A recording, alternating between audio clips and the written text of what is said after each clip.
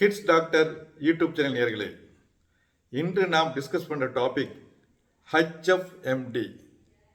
அதாவது இந்த 4 எழுத்து கொண்ட நோயை ஒரு 15 வருஷம் முன்னாடி மருத்துவ உலகம் தவிர மற்ற பொதுமக்கள் அறிந்திருக்க வாய்ப்பு இல்லை. மருத்துவ உலகம் கூட டெக்ஸ்ட் புக்கில் படித்ததோ சரி, இப்போ இந்த நோய் அதிவேகமாக பரவி வருகிறது. HFMD என்பது ஹேண்ட் ஃபுட் மவுத் டிசீஸ். இந்த அனிமல்ஸில் வர்ற அந்த நோய்க்கு இதுக்கு சம்மந்தம் இல்லை. இது காக்ஸாக்கி வைரஸ் என்ற வைரஸ்னால் பரப்பக்கூடிய ஒரு நோய். இந்த நோயினால் எந்த ஆபத்தும் பெருசாக வராது. ஆனால் இது ஹைலி கண்டேஜியஸ், அதாவது அதிகமாக மிக வேகமாக பரவக்கூடிய தன்மை கொண்டது. பொதுவாக இந்த வைரஸ், இந்த நோய் 7 to 5 வயசு கீழே உள்ள குழந்தைகளை அதிகமாக பாய்ச்சாலும் மற்றவர்களையும் பாதிக்கலாம். இந்த நோயின் அறிகுறி என்னன்னா, முதல்ல இந்த நோய்க்கு ஃபீவர், சோர் த்ரோட், தொண்டை வலி, வாயில புண்ணு, முக்கியமாக பாதங்கள்லையும் கால்லையும் பிற பம்ப்ஸ், அதாவது டயப்பர் ஏரியாலையும் ரேஷஸ் வரலாம். இந்த ரேஷஸ் என்பது ஒரு பிளிஸ்டர் மாதிரி அது மேலே ஒரு தண்ணீர் கொப்பளம் போல இருக்கும். சில டைமில் இந்த பிளிஸ்டர்ஸ் ரப்சர் ஆகி ஒரு ரா ரெட் ஏரியா எக்ஸ்போஸ் ஆகலாம். இது போக இந்த குழந்தைகளுக்கு பசியின்மை, உடம்பு வலி, லூஸ் மோஷன், டயரியா, வாந்தி, இது மாதிரி சிம்டம்ஸ் ஏற்படலாம். ஸோ இந்த ஃபீவர், த்ரோட், தொண்டை வலி, மவுத்தில் உள்ள ரேஷஸ்ஸு, ஸ்கின்ல உள்ள ரேஷஸ் எல்லாம் எல்லா குழந்தைக்கும் இதே மாதிரி இருக்குன்னு அவசியம் இல்லை. சில குழந்தைகளுக்கு ஃபீவர் எதுவுமே இல்லாமல் வெறும் வாயில் மட்டும் புண்ணாக இருக்கும். அந்த குழந்தைகளுக்கு தங்கள் வாய் புண்ணு இருக்குது, வலிக்குது, கம்யூனிகேட் பண்ண தெரியாது, சதா அழுதுகிட்டே இருப்பாங்க. இது அழுகைன்னு சொல்லி நம்ம விட்டுக்கிட்டே இருப்போம். இன்னும் சில குழந்தைகளுக்கு எந்த சிம்டம்ஸும் இருக்காது, அவங்க ஒன்றுமே சாப்பிட முடியாது, குடிக்க முடியாது. அப்போ டெஸ்ட் பண்ணி பார்க்கும்போது வாயில் இந்த ரேஷஸ் இருக்க தெரிய வரும். இன்னும் சில குழந்தைங்க ட்ரூலிங் ஆஃப் சலைவா வளைஞ்சிட்டே இருக்கும். இன்னும் சில குழந்தைகளுக்கு ஃபீவர் பட் இரிட்டபிளாக இருப்பாங்க, ஃபஸ்ஸியாக இருப்பாங்க, கிராங்கியாக இருப்பாங்க. இப்போ வாய் திறந்து பார்க்கும்போது அந்த புண்ணுகள் இருக்கலாம். ஸோ ஒவ்வொரு குழந்தைகளுக்கும் ஒவ்வொரு மேனிஃபெஸ்டேஷன் இருக்கும். இது டிபெண்ட்ஸ் ஆன் அந்த குழந்தைகளோட immunity status, nutritional status, amount of எக்ஸ்போசரை பொறுத்து இருக்குது. சரி, இதெல்லாம் என்ன பிரச்சனைனா,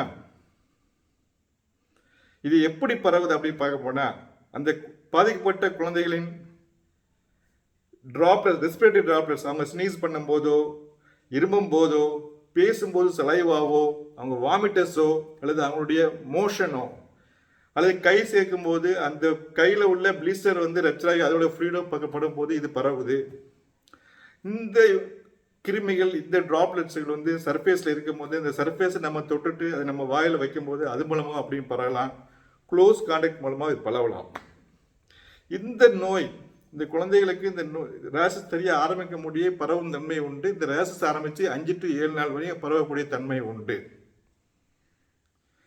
சரி, இந்த நோயை எப்படி நம்ம பரவாமல் தடுக்கணும்னா, பாதிக்கப்பட்ட குழந்தைகளை நீங்கள் ஸ்கூலுக்கோ வெளியில் அனுப்பாமல் வீட்டில் வச்சுருந்தேன்னா அந்த குழந்தைகளோட நோயும் சீக்கிரமாக குணமாயிடும்.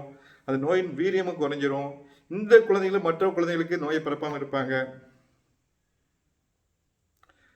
இந்த குழந்தையை ஹேண்டில் பண்ணுறவங்க கையை அடிக்கடி வாஷ் பண்ணிடணும், குழந்தைகளுக்கு கையை வாஷ் பண்ணிடணும். குழந்தைகளுக்கு இந்த காஃப் ஹைஜீன் சொல்லிக் கொடுக்கணும். பட் குழந்தைகளுக்கு ஃபாலோ பண்ணுறது கஷ்டம், இருந்தாலும் சொல்லிக் கொடுக்கணும். இது போக அந்த குழந்தைகளுக்கு வீட்டில் சர்ஃபேஸு, மற்ற மெட்டீரியல்ஸ் எல்லாத்தையும், யூஸ் பண்ண மெட்டீரியல்ஸ் எல்லாத்தையும் அப்பப்போ வாஷ் பண்ணிகிட்டே இருக்கணும், சர்ஃபேஸை க்ளீன் பண்ணிட்டு இருக்கணும். சர்ஃபேஸை நம்ம தொட்டால் கையை வாஷ் பண்ணிக்கணும் உடனேயும். இதன் மூலமாக இது பரவுவதை உழவு தடுக்கலாம். குழந்தைகளை வெளியே அனுப்பக்கூடாது. இதை எப்படி மேனேஜ் பண்ணலாம்? இந்த நோய்க்கு எந்த தடுப்பூசிகளோ எந்த ஆன்டிவைரல் மெடிசனோ கிடையாது. இந்த குழந்தைகளுக்கு தேவை முழுமையான ரெஸ்ட்டு. வீட்டிலே வச்சுக்க மூலம் இந்த குழந்தைகள் சீக்கிரம் இந்த நோயில விடுபட்டு வெளியே வருவாங்க, மற்ற குழந்தைகளுக்கு பரவாமல் இருப்பாங்க. இந்த நோய் அடிக்கடி ஸ்கூலில், டே கேர் சென்டரில் தான் பரவக்கூடிய தன்மை உடையது. அதிகமாக தண்ணீர் ஆகாரங்களை நிறைய கொடுக்கணும். ஏன்னா வாயில் புண்ணு இருக்கும்போது இந்த குழந்தைங்க சாப்பிட முடியாதுன்னு சொல்ல மாட்டாங்க, அழுதுட்டு இருப்பாங்க. அதனால் இந்த குழந்தைகளுக்கு லிக்விடு, இளநீர், ஐஸ்கிரீம், ஜூஸஸ்ஸு, தயிர், மோர், இது மாதிரி லிக்விடு நிறைய கொடுக்கலாம். தாய்ப்பால் கொடுக்கறத என்கரேஜ் பண்ணலாம். ஆனால் ஸ்பைசியான, ஹாட்டான, அசிடிக்கான, சிட்ரஸ் ஃப்ரூட்ஸ் இதெல்லாம் கம்ப்ளீட்டாக அவாய்ட் பண்ணுங்கன்னா இது சாப்பிடும்போது இந்த சோர்னஸ் இந்த பெயின் இன்னும் அதிகமாகலாம். இந்த குழந்தைகளுக்கு ஃபீவர் இருந்தாலும் இல்லாட்டாலும் அந்த ரேஷஸ் இருக்கிறனாலே உடம்புல இருந்துக்கிட்டே இருக்கும். ஸோ வலியை குறைக்கிறதுக்கு பேராசிட்டமால் கொடுக்கலாம். மற்ற வலி நிவாரணிகளை வந்து அதிகமாக தவிர்ப்பது நல்லது. ஆஸ்பிரின் கண்டிப்பாக கொடுக்கக்கூடாது. இது போக இந்த குழந்தைகளை ஓய்வு எடுக்க வைத்து, இந்த குழந்தைங்க முக்கியமான பிரச்சனைனா நகத்தை நல்லா கட் பண்ணிக்கணும். ஏன்னா வந்து அந்த பிலிஸ்டர்ஸையோ அந்த ரேஷஸையோ கீறி புண்ணாக்கிடுவாங்க. நகத்துக்கு நல்லா கட் பண்ணிக்கிடணும். பொதுவாக தாய்மார்கள் கேட்குற கொஸ்டின், டாக்டர் இது ஒரு அம்மையான்னு கேட்பாங்க. கொலாக்கியல் லாங்குவேஜில் அம்மைங்கிறது ஒரு வைரஸ் லாங்குவேஜ் இதாக இருந்தாலும் மக்கள் அம்மைன்னு புரிஞ்சுக்கிட்டது வந்து இந்த சிச்சிலிப்பம்மை தட்டம்மையையும் சிக்கன் பாக்ஸையும் தான். இதுவும் ஒரு வைரஸு. அந்த மீசில்ஸ் சிக்கன் பாக்ஸ் எல்லாம் வைரஸு. நான் மக்கள்கிட்ட மொழியிலே சொல்கிறேன், இது அம்மை கிடையாது. அம்மை உருவாக்க போன்ற ஒரு வைரஸ்னால வரக்கூடிய ஒரு நோய், அம்மையை போன்று பரவக்கூடியது. ஆனால் மீசில்ஸில் என்ன பண்ணால் இந்த மணல் வாரி போட்ட மாதிரி உடம்பு ஃபுல்லாக புடிசாக இருக்கும், சர்ஃபேஸோட சேர்ந்த மாதிரி இருக்கும். இதில் அப்படி இருக்காது, கொப்பளம் மாதிரி இருக்கும். மீசில்ஸில் வந்து கண் வந்து நல்ல செவந்து போய் தும்மல் ஜலதோஷம் ஒரு ஃபேஸ்லாம் வந்து பஃபியாக இருக்கும். சிக்கன் பாக்ஸில் வந்து இதே ரேஷஸ் வந்து சின்னதாக அந்த தண்ணி கொத்தமாக இருக்கும், நடுவில் புள்ளி இருக்கும்.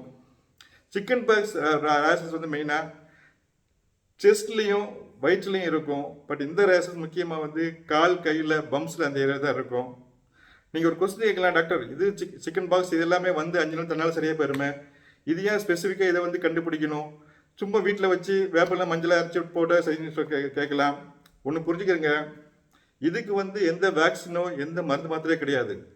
சிக்கன் பாக்ஸை கண்டுபிடிச்சி டயக்னோஸ் பண்ணி அதுக்கு ஆரம்பத்திலேயே வந்து ஏசைக்ளோவிர் கேம்சைக்ளோவிர் என்ற மருந்துகளை கொடுத்தனா அந்த சிக்கன் பாக்ஸ் ஈஸியாக குணமாகி வந்துடலாம். அதோடைய காம்ப்ளிகேஷனுக்கு ஈஸியாக குறைஞ்சிரும், அதோடைய காலமும் குறைஞ்சிரும்.